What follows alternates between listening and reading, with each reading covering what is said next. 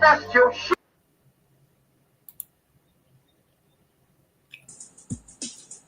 Humaniste. That means I see the human in you. For you human niggas, there's a way to go past your humanity. The tools are out there. Those who rule in this current day and age, and let's call them by whatever name you love, Illuminati, the Bilderbergs, Baphomet, whatever the fuck you want to call them, they're not emotionally invested in no side but the advancement of their control. So in other words, when they pick a president, they can pick Obama and feel comfortable, and then the whole opposite or seeming opposite of Obama, Trump, and be just as comfortable. Their one middle point agenda moves forward, regardless if it's the good guy seemingly or the bad guy. Both of those work for that one agenda. The one agenda is the goal. So the one agenda for you is return to my God. Understand that. You see, the problem is you think that the white man is the beast. Yeah, but he's God in reverse. So you say, okay, well, shit, you know, now I got to deal with him in a whole other motherfucking life. What you talking about now? You mean I'm dealing with God? Hell yeah. You're dealing with an aspect of God that's going to test your shit. If you don't know what to do, just get swallowed up. You see, the problem is you think it's just physical, but you got to remember that the metaphysics are in play constantly. So, demon es Dios in verus, which means the devil is God in reverse. And the problem is that all y'all Christians want to be sheep. Now, ain't that what the symbol of a Christian is? The motherfucking symbol of sheep. Come to me, my sheep. They got Jesus with a motherfucking sheep around his neck, walking with his sheep. Come along, he's the good shepherd. Isn't that what Jesus is? But wait.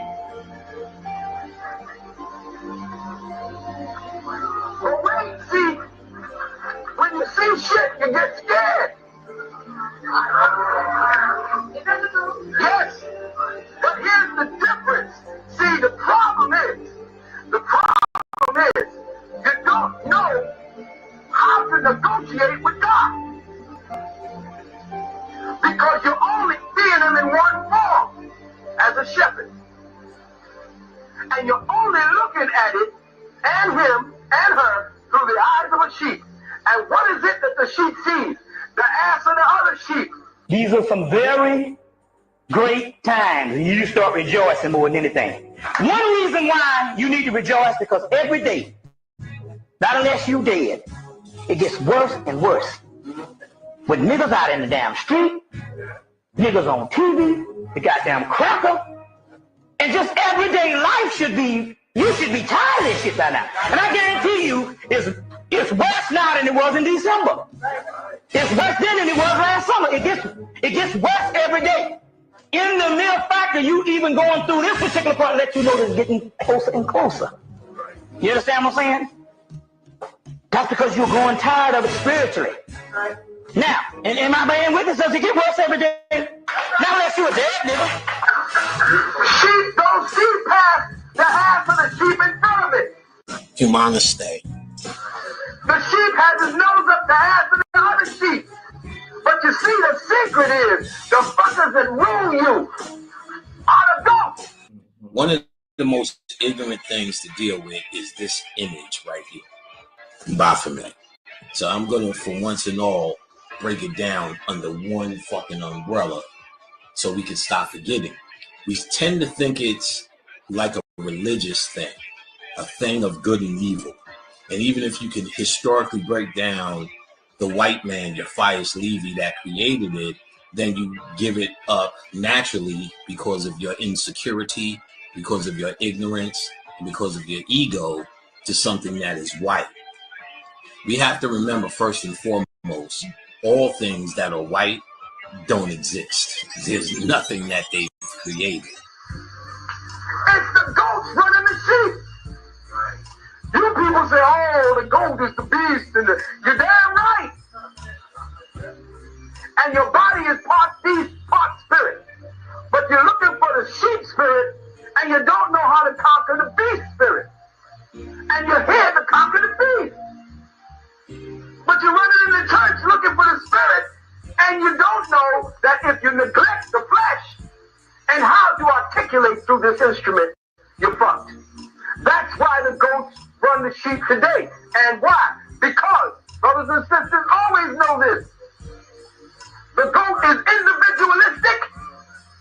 The sheep is communalistic. That's why they want you to follow Jesus. Because they want your ass in a hive mind and your nose up the ass of the other sheep. This thing can be made or manipulated with your mind. That's a part of the game or the simulation that you're in. It can be made to be manipulated with your mind. You first have to take back your own mind. You first have to understand your mind and the layers and how it works. You niggas do not. You do not. You try to access your ancient information and spirituality with your public school education. The way you were taught to be trained in public school is how you approach or how you decide to decipher some ancient information which was meant to be deciphered through here, which is your knowing. Here is your reasoning. Here is your guessing. Here is your trying to intellectualize, and intellect can only go as far as the information you have. And there's half truths in all of this information we have. You're going to have to put it together based upon your will. Humaniste.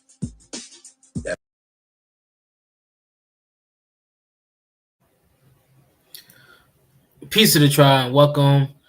It's the Hierophants here with some information and beautiful knowledge today. Today we are breaking into Super Genesis chapter 23 to 50. So be ready to rock out. We are here. I got my big dog, my bro, Jabriji. Go ahead, let him introduce himself. Big dog, where can they find you on your socials? How they can kind of get in contact with you for a reading, for astrology, for all that good stuff, dog. It goes down in the DM. Jabriji on Instagram. Go ahead and DM me. Tarot readings, astrological readings, as well as my new book, Moon Day, a practical approach to astrology. It's in the rough draft stages right now, proofreading stages rather. So, but it's complete. That's fire, dog. That's fire, dog. Well, fam. Well, we got this compact presentation. We got videos for you guys, so we got a lot for you today. I'm gonna let my big dog boy Breeze take front and lead us through today's information. I got Breeze back on anything you need to pull up, whatever. Just let me know. But we here with the info. I'm gonna drop the presentation right here, though. And we could start with the those two images in the Discord. I got you. I'm gonna pull that up for you.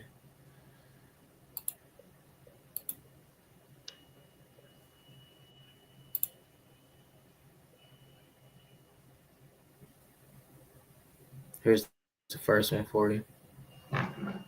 So it's the first image.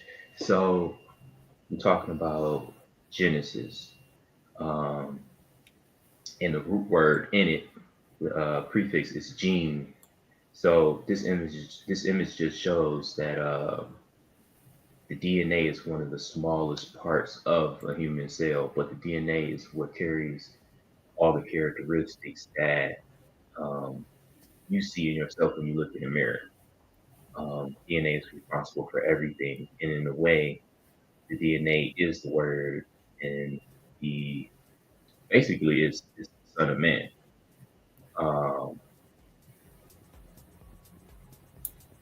And it's important to understand because we're just gonna like we don't talk about the whole book, but as far as the story Mm-hmm. stems 23 to 50.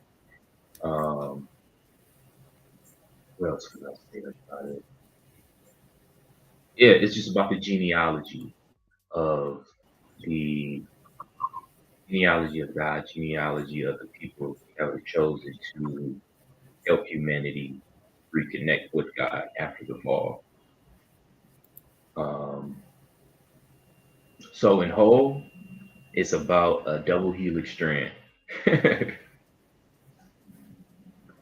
that's what a gene is. A gene is a piece of a double helix DNA strand.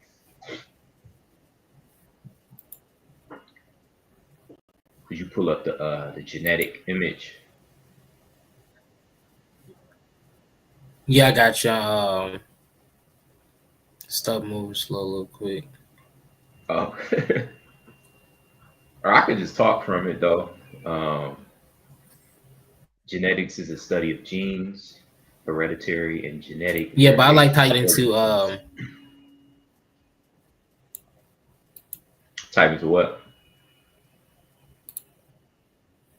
like the connection of God that the people had and reestablishing it, like just how that's going to be reinformed, and that's stressed through DNA as well too. Mm-hmm. So yeah, so we just talked about what a gene is. Then genetics is the study of genes. Um, Hereditary and genetic variation in organisms is a key branch of biology uh, because heredity is essential for evolution of all organisms. And then it got a nice little definition of genes. It's the fundamental physical and functional unit of heredity and are made up of DNA. They are specific sections of the DNA molecule that is found in every cell of the body. So it's just that's crazy. Hundreds to millions of nucleolites um, are in one cell, and it's just it's really interesting. That to me metaphysically, your genes, your genome Mm-hmm. is basically the word. That's what the word is. Um, we were talking about this before we got on live that it's a bunch of different ways you can say, the Trinity or the triplicity of God. You can say yesterday, today, and tomorrow. Sun, Moon, Mercury. You can say anything. Heru, Isis, and Osiris. Um, but the one that I've been thinking about reflecting on is the omnipresent, omnipotent as one, and then you have uh, the Son, which is, or okay, so the Father, the omnipotent, omnipresent, and then the Son being your genes, and then the Holy Spirit is your soul. You get me? So the omnipresent, your soul, and DNA is the triplicity God. Uh, and this is just something to keep in mind when you're reading this book, uh, so you don't get confused because it is written in a way where you can really become confused and question a lot of things. But it's important to know that.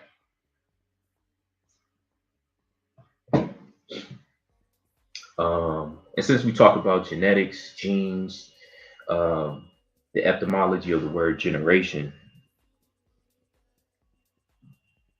is a body of individuals born at the same I got you. I'm finna period. pull it up. Okay,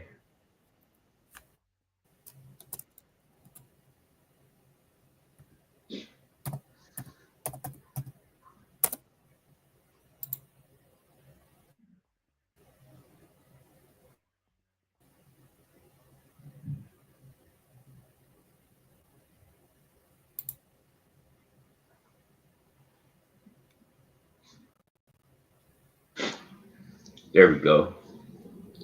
So the Bodies of individuals etymology, born at the same period. Yes, sir. Go ahead. Yeah, the bodies of an angel born the same period on the notion of descendants at the same stage in the line of descent, race, people, species. And when we think about it, that was the one important thing that Abraham was really trying to stress and understand and really ask from God and was given to by God was a strong family hold that would be strong as the stars. So, you know, he even told him, if you look upon the stars, that's how strong your family be. That's how much riches you will have, as many stars as it is in heaven. And that's Yeah, all through or our like, generation. You have to think about. Go ahead, bro. and yeah, I was gonna say God also made an analogy of as many specks of sand on earth. Mm. Yeah, see, and we got to think about that. And he's expressed that all through his family. So I feel like that's one important thing we have to realize is how important family ties are and how having generational wealth it is too, because Hmm. that's one thing that was explained in this Yeah. chapter. Generational wealth and really it really expresses the quote or the biblical quote, there's nothing new under the sun, Ecclesiastes 1:9. So you think about that and you like, wow, the same thing that people is worried about today in this world, like, you know, am I going to have money in the future, are we going to be fortunate? We thought that back even in times like this, and that's just a great example to think about. Ashe. Ashe.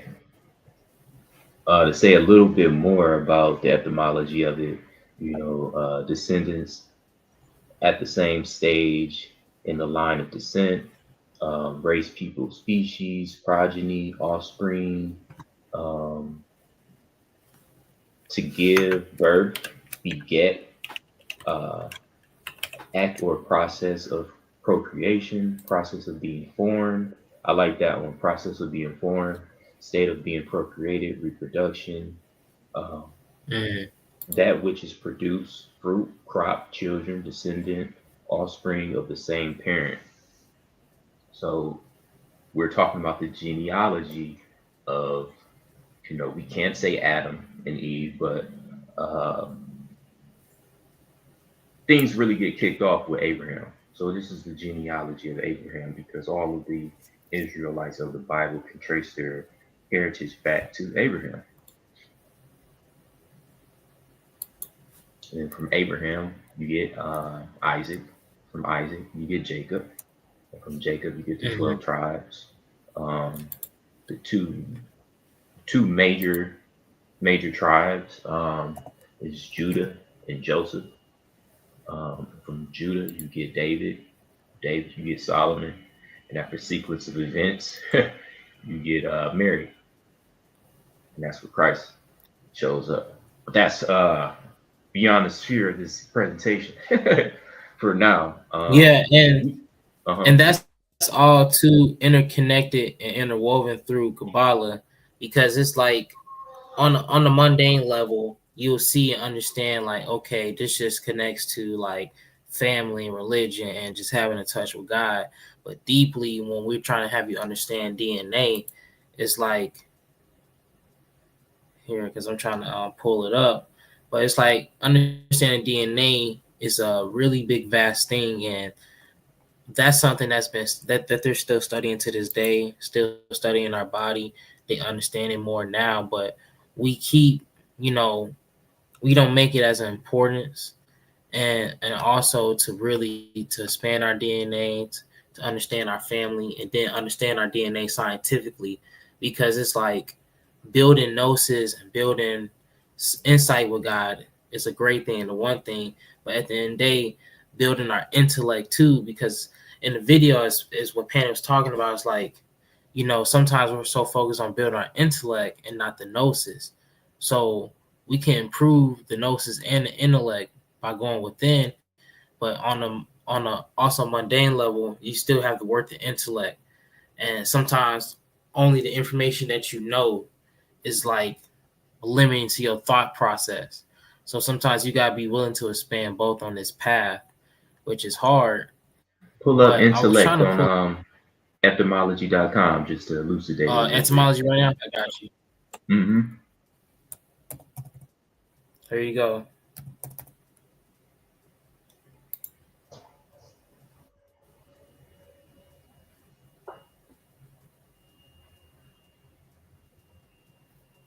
The sum of the cognitive Can you see it? faculties. Yup. The capacity for reasoning truth, to understand, to discern. The Latin word was used to translate Greek nouns, mind, thought, intellect. So just like that's just it's elucidating what you were saying. It's your Elucidate on it more. ability What was to you trying to say? understand it. Huh? Mm-hmm.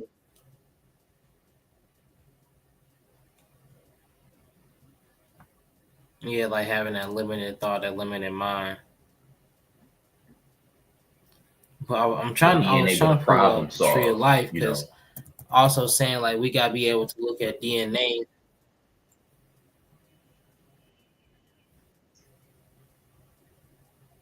You said what about problem solving? Just to arrive at gnosis, you have to utilize your intellect in order to arrive at gnosis. You know, a true gnosis, because you can always come up with a solution, but is that solution sound? You know, is that solution does it make sense? You know, Mm-hmm. and based on your intellect, you can measure that. So what I was trying to say is that we need to be able to look at DNA like this, right? Being able to understand these different charts of like of an atom, you know, a double helix, a double Double helix. helix. Yeah, okay.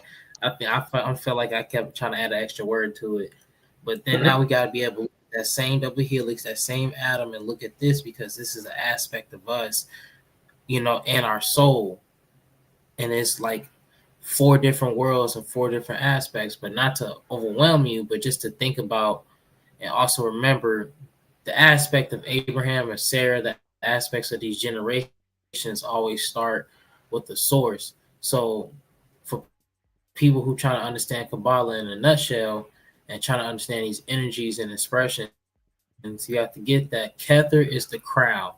It's really like hard for us to understand that unknown consciousness in a way.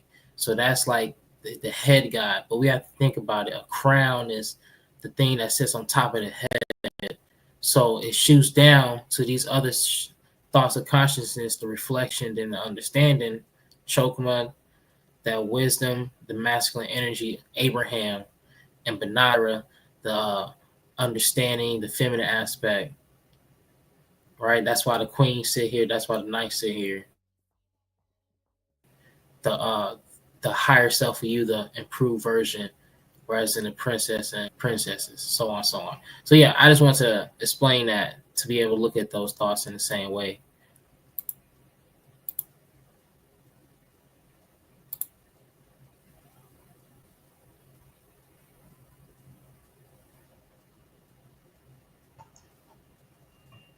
Which brings us to the presentation.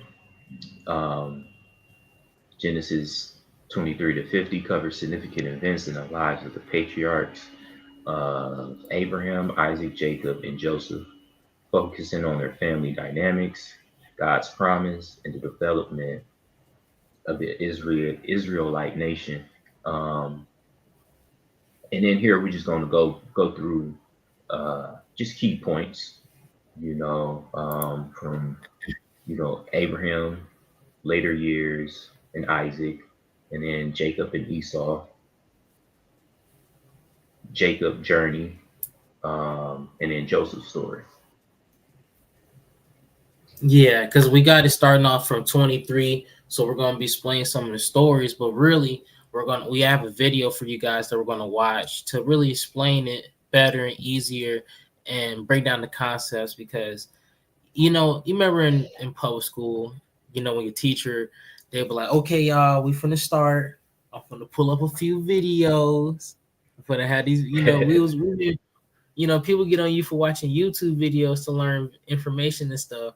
But no one don't want to talk about how your school teacher is literally making you watch videos all the time for your information on the subject that I was going over. So just to give y'all a little game, the videos be helping out breaking things down quicker, and we giving praise to another person, information and work that they put into. So anything you want to go into before we jump in, because we're going to use some of the PowerPoint.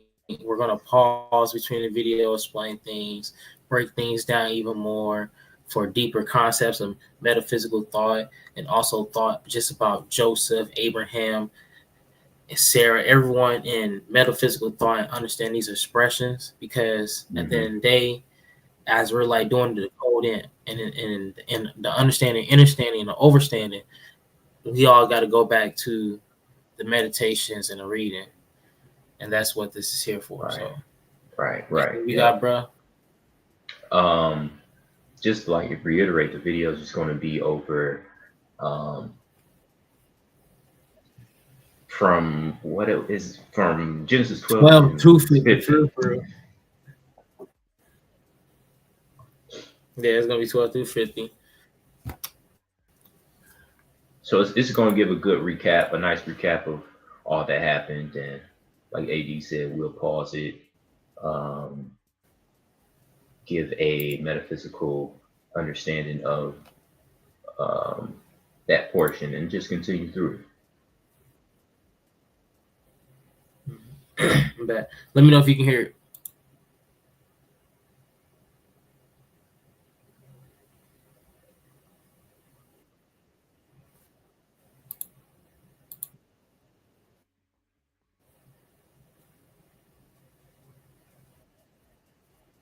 You can hear it? No, I can't. You can hear it? Nope.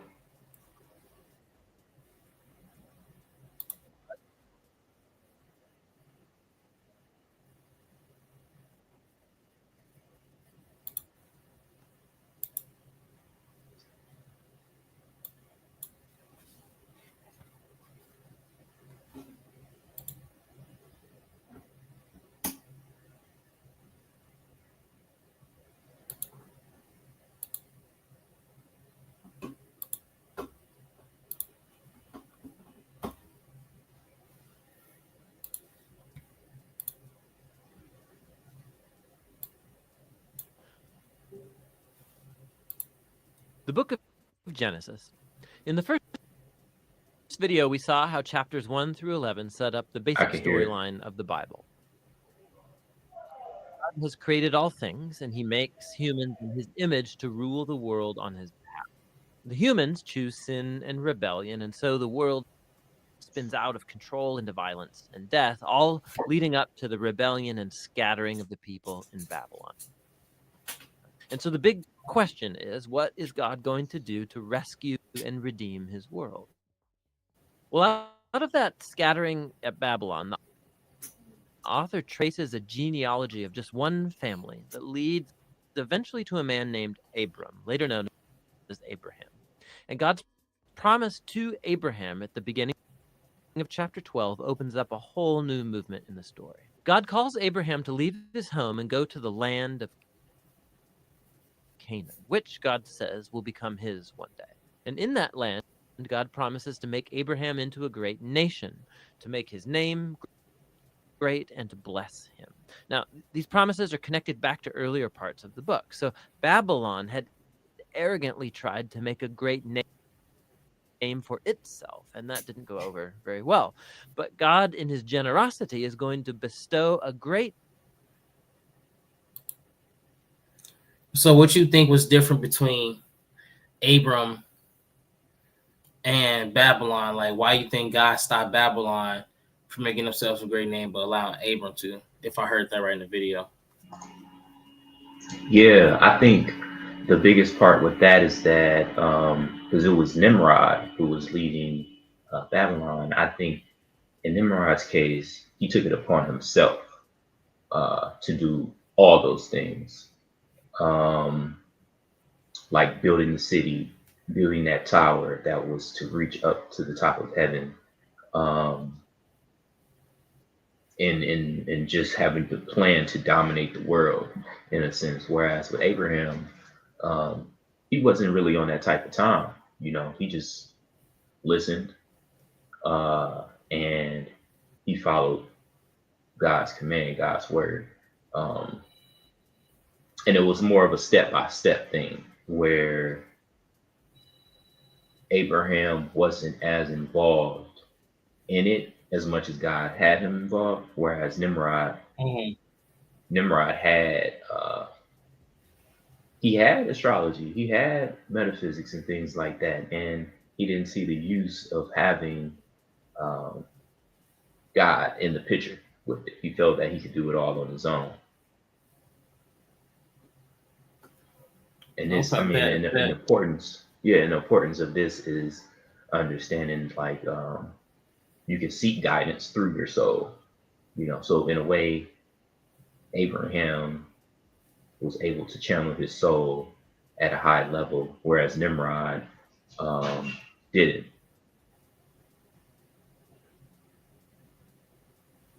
Okay, that's fire, bro. Yeah, like you're basically saying, one was following God, one wasn't. Yeah.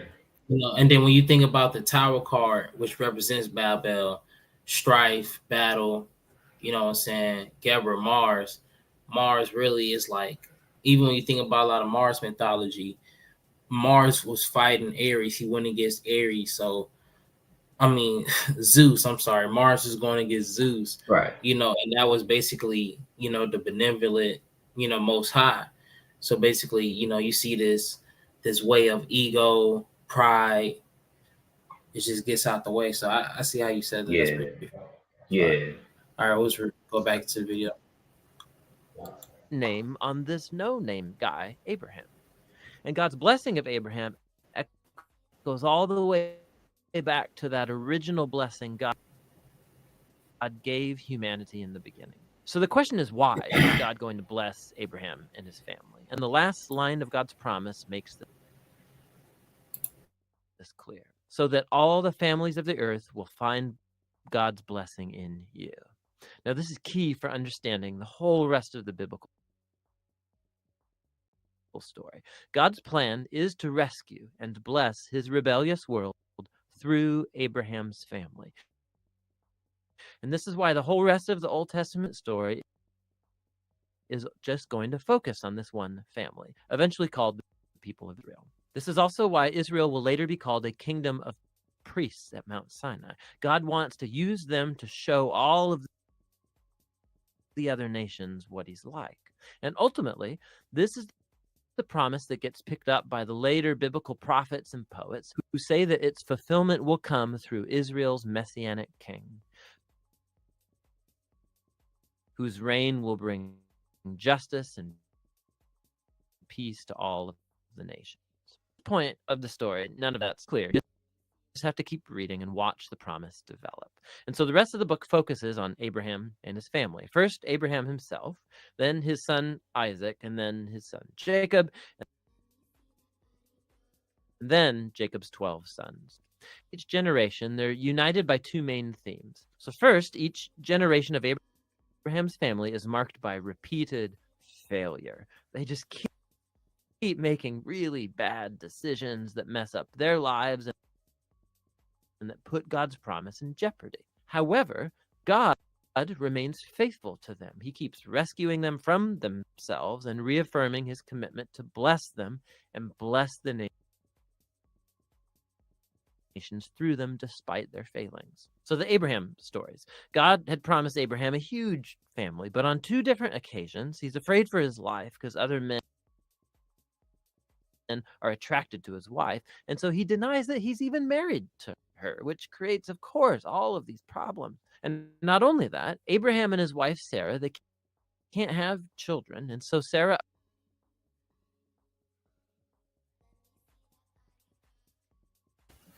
I like how they brought that. He's like, yeah, since he wasn't claiming his wife, that brought him trouble. Right. and he just like, I just want, dudes do that, when a dude really like you, he hide you from everybody, and not saying he's with you, he just don't want to let nobody know, because then they gonna want his girl, but he was talking about dying, so if Hmm. niggas ain't dying, Hmm. you don't fall for it. Yeah, and in a way, Sarah represents like the soul. Abraham represents um, like the consciousness, Um, and at times, Abraham failed the test of faith, Hmm. by doing that or thinking that maybe I'll be more accepted without my soul, if I'm not a spiritual man all the time. This is all metaphorical, obviously, but just think about that. Sometimes when we go to work or we go to school or we leave home, all the meditation and all the prayer and all the practice stays at home. And that's the same where Abraham, you know, uh, acted like Sarah was just his sister and not his wife. So I think that's really key. And he only did it to be accepted. To be able to move in the world that he perceived that he needed to do that for whatever reason. Facts. All right, let's jump back in. Arranges for Abraham to sleep with one of their servant girls, which also creates all of these problems in the family. But each time, God bails Abraham out. And in chapters 15 and 17, God even formalizes his promise to Abraham with an official commitment called a covenant. This is a classic scene. God invites Abraham to look up at the night stars and to count them. And he says, that's how numerous your family's going to be. And despite all of the odds, having no kids and no way to have any at the moment, Abraham looks up in the sky and simply trusts God's promise. And God responds by entering into a covenant with Abraham, promising that he will become a father of many nations, that God's blessing may come to the whole world.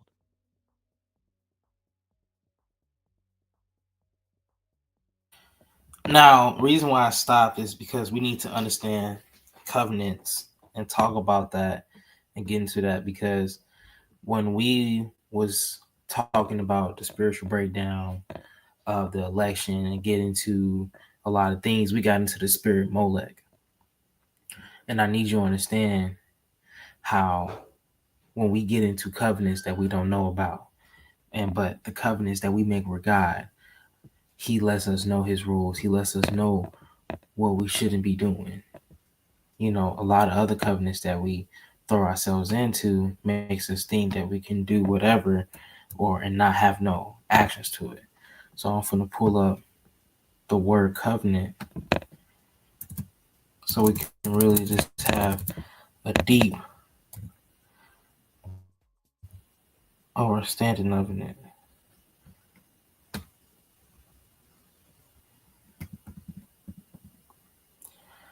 Mutual compact to do something or not to do something, a contract, an agreement, a pact, a promise. So most of the times we gotta think about, you remember them times where you was like, God, I'm back again. Look, I'm really in a bad situation. Please, please, please, please, please. I promise I'll leave so and so alone. Or I promise that I'll stop doing this. And we try to hurry and make these last minute covenants, or we try to make these things, but we gotta really think about how many times that we broken God's promise, but we really never broken the promise of the other covenant, if you know what I'm saying, right?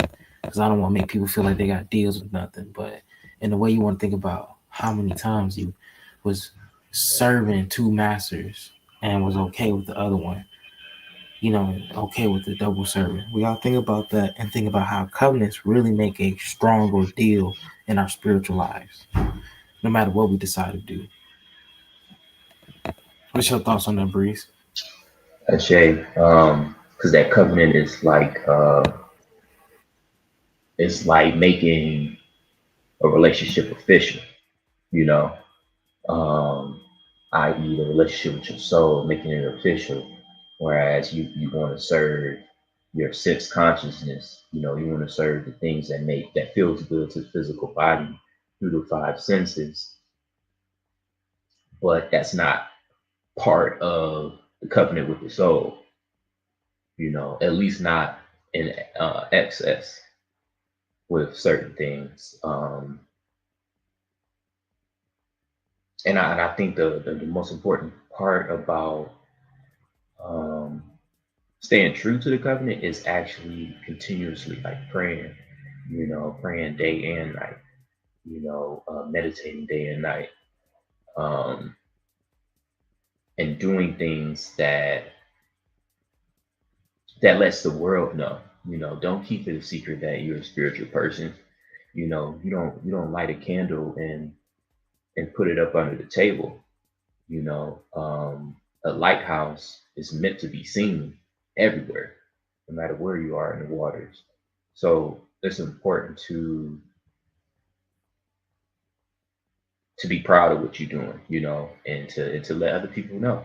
Not to force people to do what you're doing, but just say, yeah, this is what I'm on. You know, you don't have to be like Abraham and denounce your wife just so you can fit in, i.e., denounce your spirituality, act like you're not as spiritual as you really are, just so you can fit in, you know.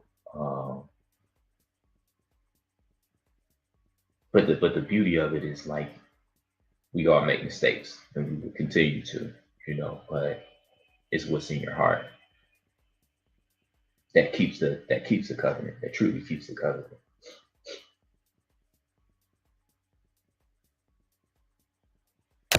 Ashe, Ashe, because like also it's like when you think about it, the devil convinces people.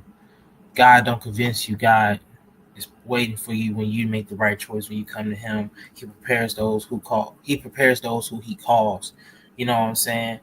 So till Yeah. you step with God, that's when it's gonna be right. The devil, he convinces you. The devil tries to let you know, like, oh man, like you know, you can do this, you can do that. You know, it's like you can go highway, you can go low way, you can make a few U's too. You know what I'm saying? God's like, no, it's this path. Right. Take this path. It's a narrow, straight path, narrow road. I forgot what verse that was when he got into that. It was a couple parts in the gospel, definitely like Matthew, probably like Matthew 9, but I have to think too hard. Facts, but let's resume. God asked Abraham to mark his family with a sign of the covenant, circumcision of all the male boys in the family. This is a symbol to remind them that the fruitfulness of their family is a gift from God. And so Abraham has lots of kids eventually, and he dies at a good old age. Now, the Jacob stories play out these themes even more dramatically. From birth, Jacob lives up to the meaning of his name, which is deceiver. He cheats his brother Esau out of his inheritance and blessing, and he does it by deceiving his old blind father, no less, and then he just takes off. He goes on to take 4 wives, even though he really only loves one, Rachel, and this creates all of these rivalries in the family.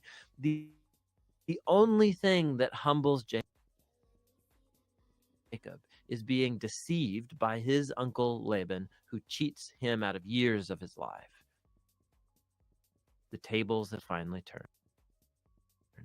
And so it's a humbled Jacob that returns to his homeland. And in a very strange story, Jacob ends up wrestling with God as he demands that God bless him. Some things never really change, do they? However, God honors his determination, and he passes Abraham's blessing on to him. And he renames Jacob as Israel, which means wrestles with God. Now, it's this last part of the book, the story of Jacob's sons, where all the themes come to a head. Jacob loves his second to youngest son, Joseph, more than any of the others, and he gives him You this could pause it. jacket. And the 10 older sons come to hate Joseph, and so they kidnap him. Just to talk a little bit about just Jacob before we get into his sons. So Jacob name means deceiver.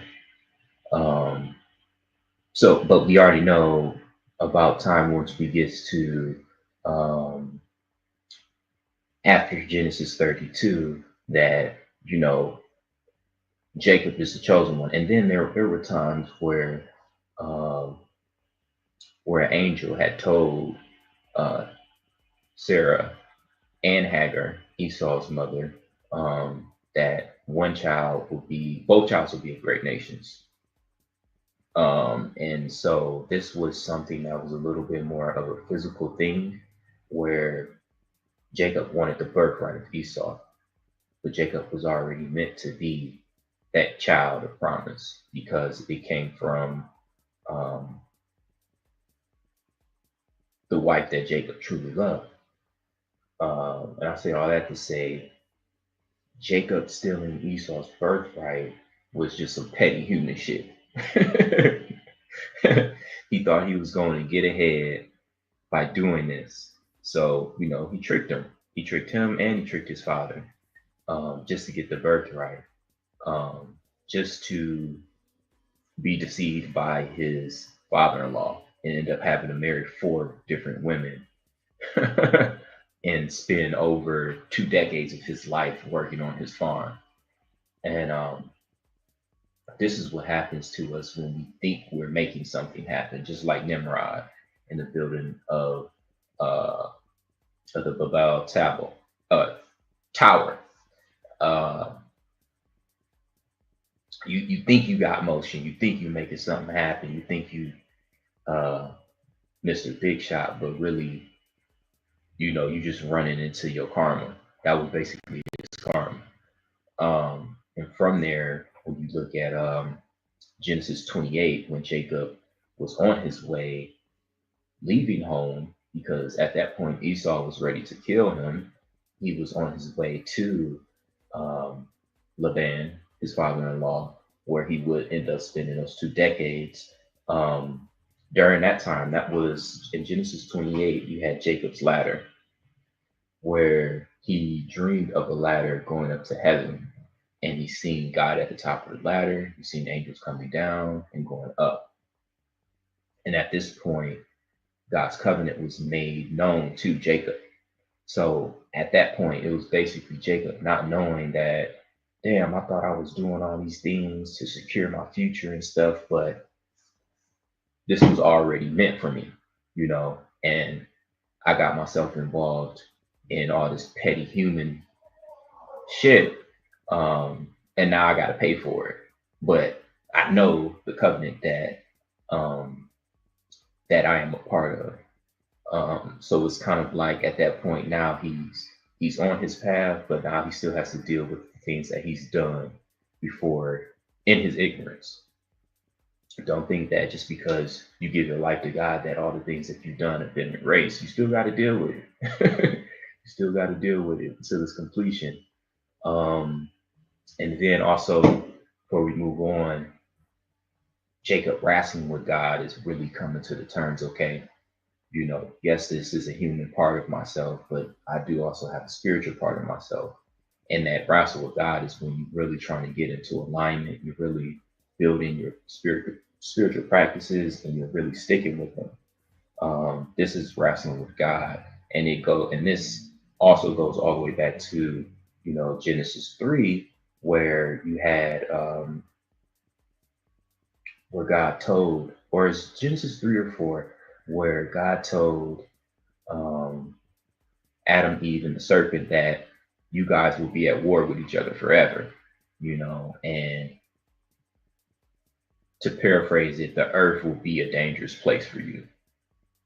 And you will be at odds. Adam and Eve will be at odds with each other. And, the serpent will bite your heel and you will step on the serpent's head. These are metaphors representing the struggle that a soul goes through being a manifested human. And, the wrestling with God is, and demanding that God bless you, is you taking your spiritual Um, the spiritual practice is very, very serious. Because at this point, Jacob's like, yo, I I know what it was meant for me, and I'm here and I'm ready for it. And at that point, Jacob's name is changed to Israel, which is it's a lot of different things. AD, if you could pull it up on Truth Unity, to give a really good definition. I like the definition of it. But he went from his name being Jacob, the deceiver, to Israel, the father of um, basically just the father of the genealogy, because we do know Isaac and Abraham, but Jacob is like where, yeah, we cooking with grease now, you know. And Israel can represent the triplicity of God, Isis, Ra, El, you know, um, the father, mother, and child. Um, but yeah, I mean, if you wanted to add anything, AD, also when you get a chance on Truth Unity, pull up Israel definition. Yeah, I'm right here. I was muted. I'm looking for it Oh, right now. I'm on the spiritually interpreted part.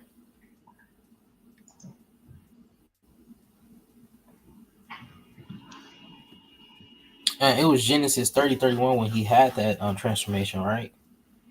yeah, like 30, I would say 31, 32, where he wrestled with Yeah, God. that's what I'm trying to find where they even explain that whole part. Yep, there it is.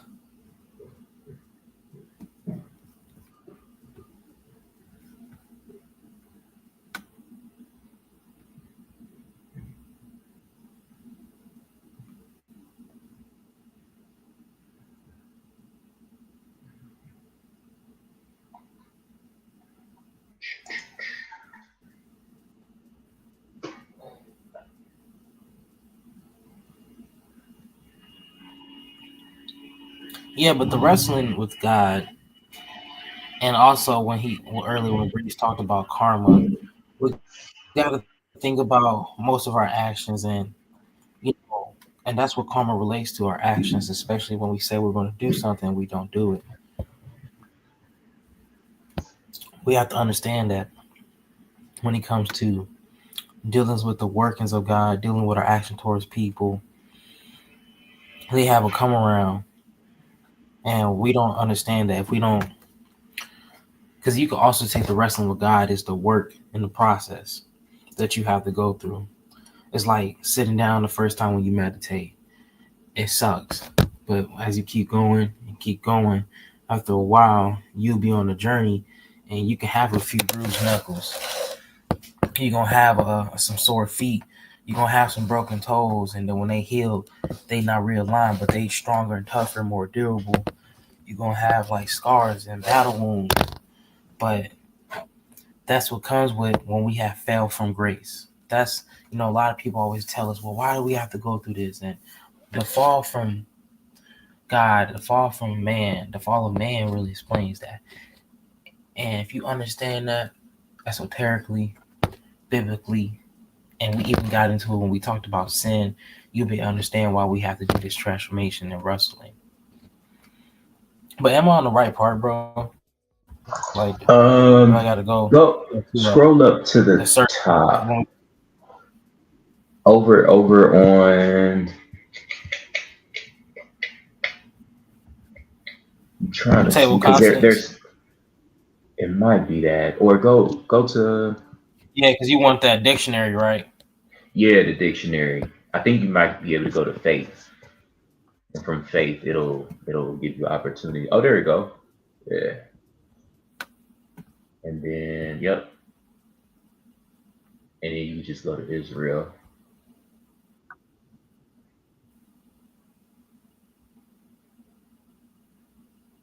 It's in, I mean, and then the name change in general represents a certain level of alignment with one's soul and with God. Um,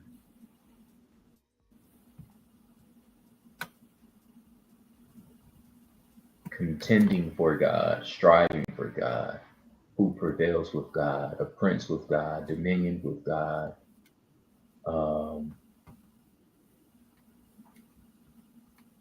Jacob's name was changed to Israel after he wrestled with a man all night at the ford of Jabbok. He succeeded to obtain blessing. The metaphysical significance of the name change: the mind controls the body through the nerves, and the great nerve, the sciatic nerve, runs down the leg through a hollow in the thigh. During that wrestling with Jacob and God, they said that he touched his thigh, and the sciatic nerve is related to your will. So, like, your will is like your drive, but it's all about what you set your sights on. It also says the will acts directly through this nerve, the sciatic nerve, and when the individual, through his mentality or understanding, exercises his I am power, or I know that I'm the soul, have a human experience, upon a natural man in an attempt to make unity between spirit and the divine nature, or divine natural, there is a letting go of the human will. Jacob's thigh, in quotation, or in parentheses, Jacob's thigh is out of joint. So this is just an understanding that Jacob no longer is concerned with what the human wants. He's more concerned with what his soul wants, aka what God wants.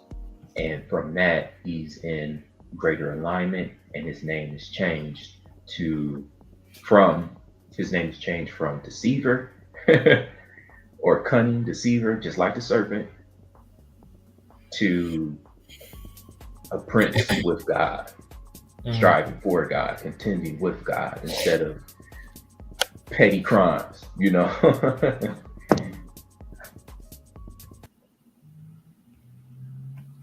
Trying out some beats. Yeah, I had realized it was playing in the back. I'm trying to stop it. But I think the one thing too, like, one other thing I want to say is that read Genesis 28 to I think it's like 33.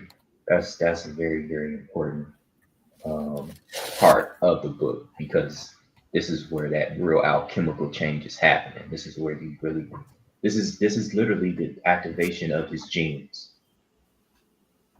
This is genetic DNA activation right here, wrestling with God and changing your name.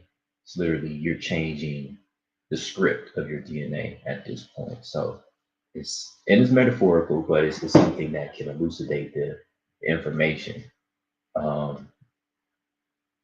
So yeah, just wanted to add that a little bit.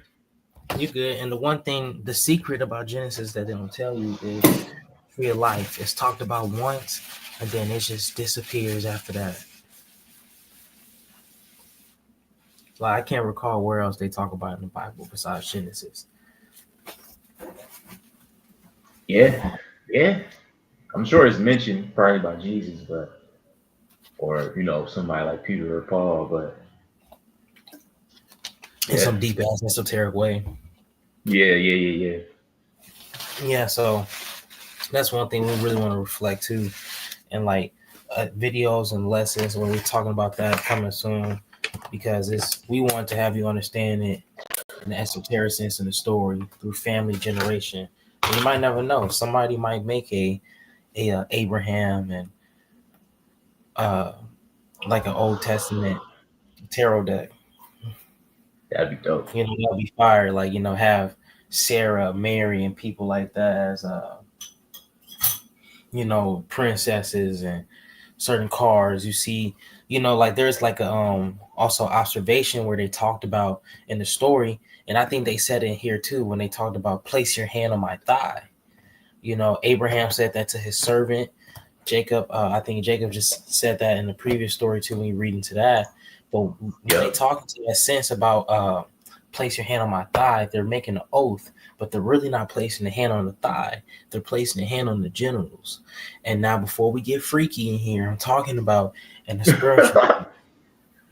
right? Because I looked into it. They put the hands on the genitals and they're really touching the phallus, and they're understanding the creation of life. To see, when we think about, if you read certain books like Food of the Gods, The Sacred Mushroom, The Cross, and just dives into the realms of mycelium and understand fungi and how the world was created, and understanding shamanism through a nature view, you realize that the way we look at the phallus has been distorted, right? We see it as a sexual thing and moron wise, and people understood it as sex, but they understood it as spiritual. When they saw a mushroom head, they understood they saw the phallus. That's why you see Jesus and man as a dominant thing, is because the phallus is like, we need our goddesses. We need the other half of the world, but it's also understanding like the man, the sword, the phallus brings that rain, that spiritual rain, that fermentos, the fertilization to the womb, and then the mother does the rest. So we understand that important part, because without that spark, right, so much wouldn't be happening. So I just want to think about that thought, think about that symbology, because what that symbology was placed in the tarot card. You know what I'm saying? And we can relate that to stories and understand that energy, and that could probably be, to combo up off that, that could probably be like a 4. You know what I'm saying? Like a deacon, a 4 is probably ruled with like a Mars or something. You know what I'm saying? Like a that could be like a pinnacle, or against Zera or sword sign. You know what I'm saying? Like, just to think about how that could really be aspected. But I know we kind of venture off, but we want to really get into these deep explanations. And so let's get back into the video. If you got anything else to add, Brody, before I start it. We can get to the video. Too bad.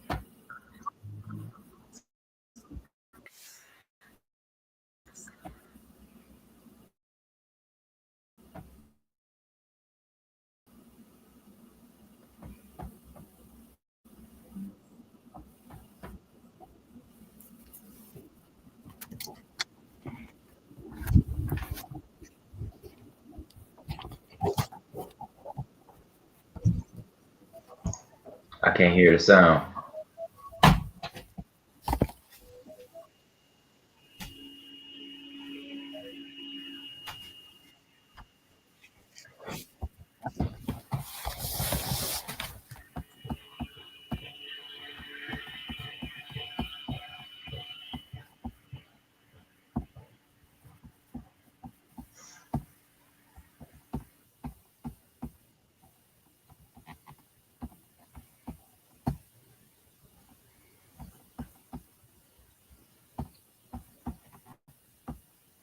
In prison. Talk about family failure. But God is with Joseph, and he Go orchestrates back Joseph's release from prison, and Pharaoh probably to like 5 minutes. Yeah, that's what I'm trying to do. Is just in being Okay. command over all of Yeah, it's just being slow. I got you. Okay. of Jacob's sons, where all the themes come to a head. Jacob loves his second to youngest son, Joseph, more than any of the others, and he gives him this special jacket. And the 10 older sons come to hate Joseph, and so they kidnap him, and they plan to kill him, but instead they decide to just sell him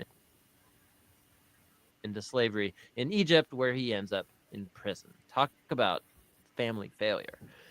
But God is with Joseph, and he orchestrates Joseph's release from prison, and Pharaoh ends up elevating Joseph to second in command over all of Egypt. And so Joseph saves the nation of Egypt during a famine. And he also ends up saving his brothers and his family from starving to death. And so once again, we can see the folly and the sin of Abraham's family is met with God's faithfulness, who subverts even the evil of the brothers into an occasion to save life.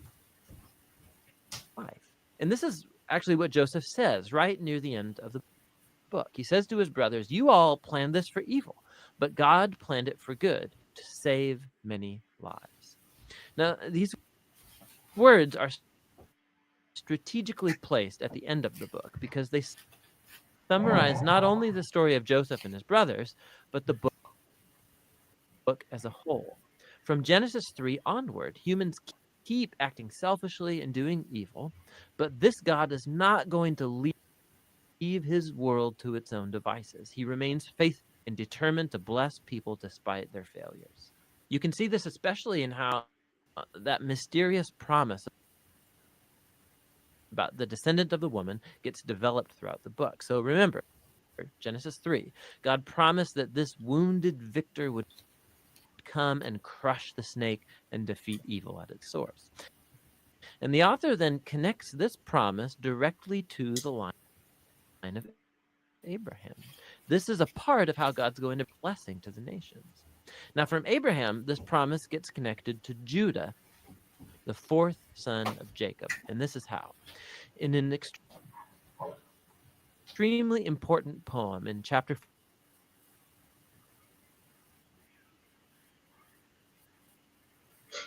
his 12 sons.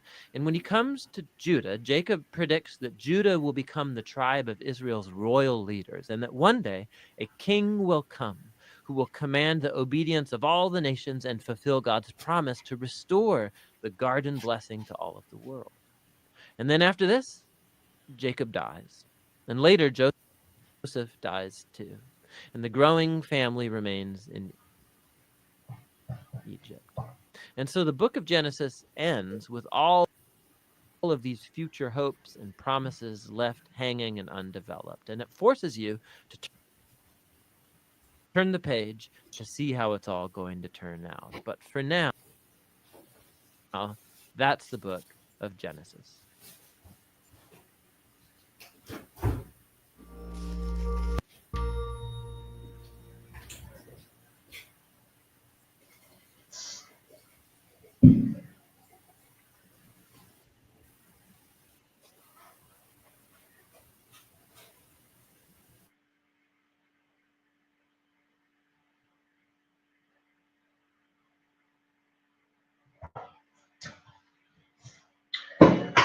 So a lot was covered at the end of it. An important part we'll start with is Joseph.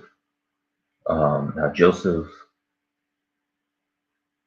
greatest trait was his ability to channel through dreams and to be able to decode his dreams, because in his genealogy, his father has done the work to align with God. So now Joseph is taking it a step further by implementing dream work. And through dream work, long story short, he was able to save his family and preserve the covenant of God through dream work, and taking direction on it. I think, actually we could take a step back. Jacob's brothers selling him into slavery. No. It was something else I thought about. My bad. I keep going back.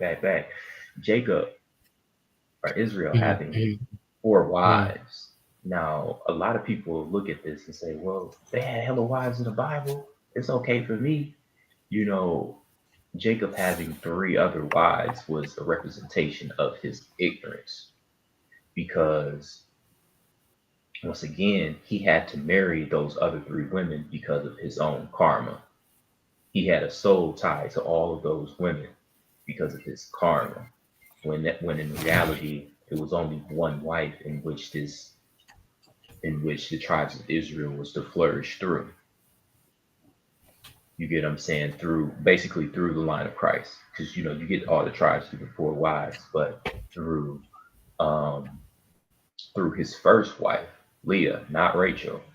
Rachel is Jacob's mother. Leah is Judah's mother, and through Judah you get Christ.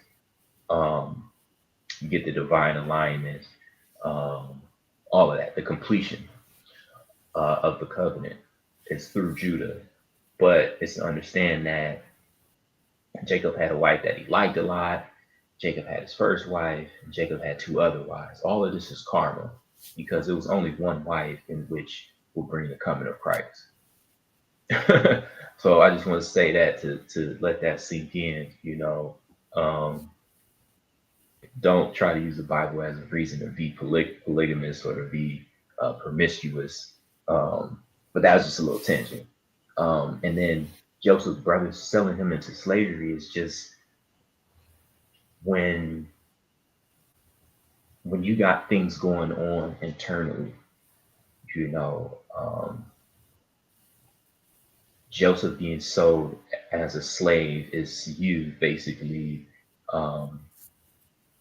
not listening to what your body is telling you, what your DNA is telling you, because it's all there. Your DNA is the word of God. So if you read yourself, and you are the book, you can get guidance, just like Joseph was able to receive guidance through dreams. But him being sold as a slave is you disregarding it, and how years went on where they were lost, and Jacob and his family had to deal with like famine and all of this. But Jacob was already preparing for it because he was channeling his soul. He already knew what was happening. He saved Egypt, and he saved, his family, who ended up having to go into Egypt to get sustenance. Anything you wanted to add, AB? Can you hear me? Yep. Okay. Yeah. One thing I feel like that's really overlooked is that I think when you have that child that is like favored by the parent, Mm-hmm. I don't think, like, sometimes it's egotistical, but sometimes I think that's a spiritual thing in a way. You know what I'm saying? Because it's like sometimes you gotta understand certain children are like are meant to play certain roles in life. And what I Right. mean by that, Certain right? faculties in the body play certain roles as well. Go ahead. Right. And it's like to spiritually understand that, like, your kids, they either gonna be bastards or they're gonna be great people that bring the love to this world. And that's based on your karma actions. That's based on people who you choose as parents, but it's also based on how you teach them and love them. So we gotta think about Jacob and his relationship with all his other kids and how this all play out. Because sometimes as a parent you can realize how you went wrong with all the other kids and not even blame the kids. You blame yourself. So you're gonna see that one kid and be like, I'm gonna do better, and hopefully this kid, can fix the family around for us. And I'm gonna Mm-hmm. try to help install generational wealth with this one. So this kid that's staying in the house still, or this kid that probably got the car bought for them, they're doing certain things that's earning them that spiritually. Mm-hmm. But also dream wise too, you gotta really think about how your dreams, it's a spiritual thing, and a lot of things in this physical world can corrupt stuff. But when we think about our dreams, if we can fix our mind and get rid of the corruption, we can see our dreams easier. We'll get rid of the succubuses. Sometimes we always talk about how we don't see our dreams, or we keep having dreams of a certain thing happening, and we got to realize that we got to do some cleansing. Ashe. And in a way, you can also look at Joseph being sold into slavery as somewhat of a cleansing, because he had to go into the realm of sense consciousness by himself to correct a lot of things. See, when Joseph was sold into slavery and he was alone, a strange man in a strange land, he had to correct a lot of things, and he had to deal with a lot of different things. unbeknownst to his family bloodline, you know. And once he came out of it triumphantly through, you know, the direction of his soul, he was able to go back and help his family. Or actually, his family came to him, and he was able to help them. Um, really, really deep, really deep story.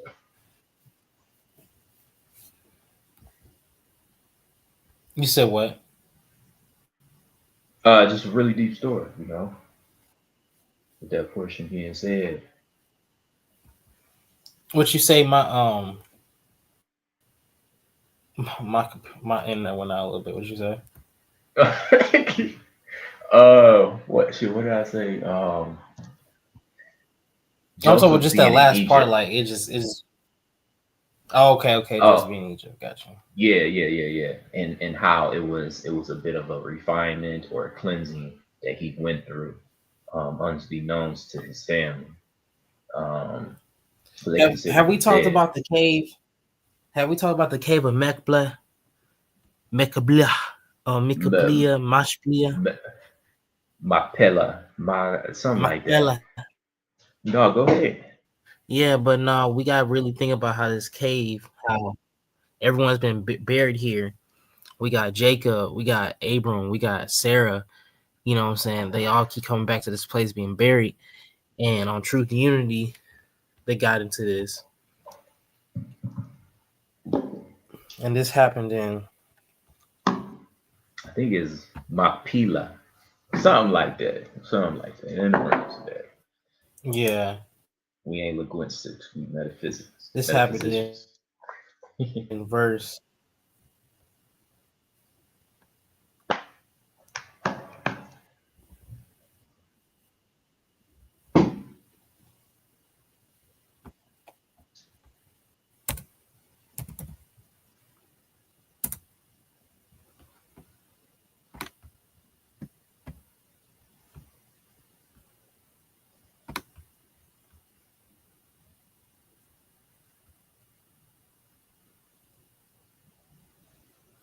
So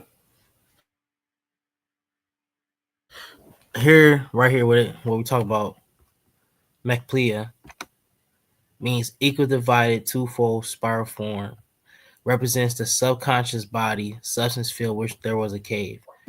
Sarah and others buried in this cave symbolizes the submergence of spiritual ideas. When these ideas have done their work in the conscious realm of mind, for the time being, they give